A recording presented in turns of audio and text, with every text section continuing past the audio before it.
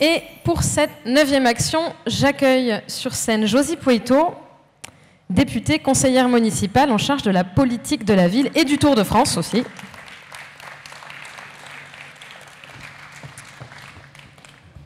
Josie. Je viens pas à vélo, hein.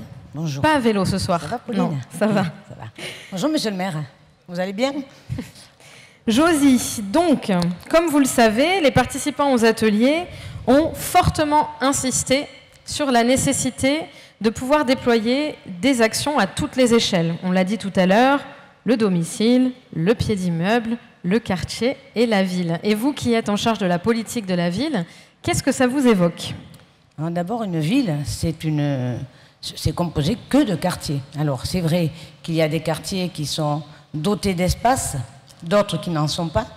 Et c'est vrai que lorsqu'il n'y a pas d'espace, type place ou autre, il faut bien trouver et faire en sorte que les gens qui habitent, alors dans les immeubles, mais pas que, on peut être très, très seul dans des immeubles avec une centaine d'appartements, mais on est aussi très seul quand on est dans une maison, dans un quartier résidentiel ou pas.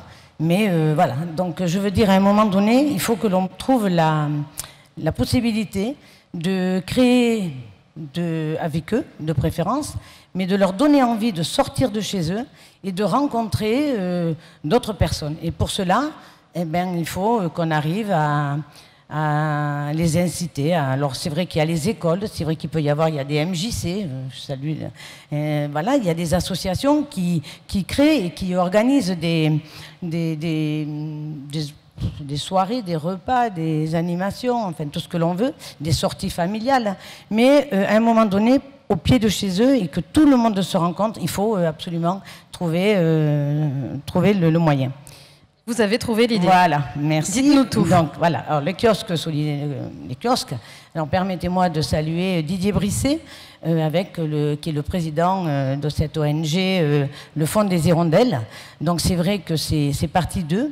Vous avez pu voir peut-être, si vous avez été sur le quartier Berlioz, je salue aussi l'initiative qui a été prise par notre collègue, maire, première vice-présidente de l'agglomération, Monique Semavoine, qui en a créé un aussi, donc un kiosque solidaire sur la commune de Mazères. En fait, ce kiosque, on avait un petit peu, monsieur le maire, on avait lancé d'ailleurs les premières boîtes à livres. Et en fait, ce kiosque solidaire, c'est boîte à livres plus. Et c'est donner donc la possibilité à toutes les personnes de pouvoir porter des livres et en récupérer, des manuels scolaires, mais porter aussi des produits, des vêtements, de l'alimentation évidemment.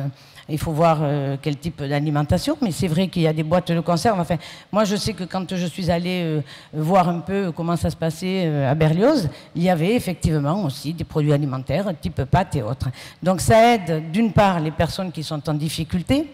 Elles n'ont absolument pas l'impression non plus d'aller quémander quelque chose ou d'être effectivement en difficulté parce qu'elles font un échange, elles-mêmes portent des objets ou des vêtements ou autres. Et donc, autour de cet espace-là, autour de ce kiosque, les gens se rencontrent. Et c'est vrai que lorsqu'on les met à proximité d'une école, à proximité d'une MJC, de commerce, enfin, quand on les met dans un lieu où il se passe effectivement, où les gens passent, automatiquement, je vous assure, quand il y a une ou deux personnes qui sont là, ils s'arrêtent, ils discutent, et le lien se fait, les rencontres se font, les échanges, et puis, voilà, je trouve que j'ai été très touchée quand je suis allée justement du côté de Berlioz. Il y avait aussi 3-4 personnes en difficulté de mobilité qui étaient là, et je vous assure que voilà, quand vous avez ces personnes-là aussi qui trouvent cet échange et qui sont complètement intégrées, je vous assure que ça fait chaud au cœur. C'est une belle réussite. Et donc il y a déjà plusieurs kiosques sur le territoire, et donc vous prévoyez qu'il y en ait d'autres? Alors, il y en a 2, un sur Pau donc, et un sur Mazères, et puis il y en a 5 qui vont arriver d'ici le mois de juin. Donc, il y en a un à Saragosse qui va arriver. Donc, je me prends le papier parce qu'avec tous les quartiers, je finis par aux allées du Grand Tour, c'est derrière la caserne. à l'avenue Trespouey et l'avenue Russell, n'est-ce pas ma chère Béa? Évidemment à la Pépinière, parce que c'est un lieu de rencontre fabuleux, et au niveau de l'école des Lilas et de Léo Lagrange, là, voilà, on a trouvé que ces quartiers-là étaient peut-être les premiers à pouvoir accueillir parce que les kiosques solidaires, il faut qu'il y en ait aussi qui surveillent un peu, qui s'en occupent. Hein. Ben, il ne s'agit pas de les... Voilà, il faut les entretenir. Et donc là, c'est vrai que nous avons autour de ces quartiers des structures ou des associations qui sont tout à fait disposées et disponibles pour les entretenir.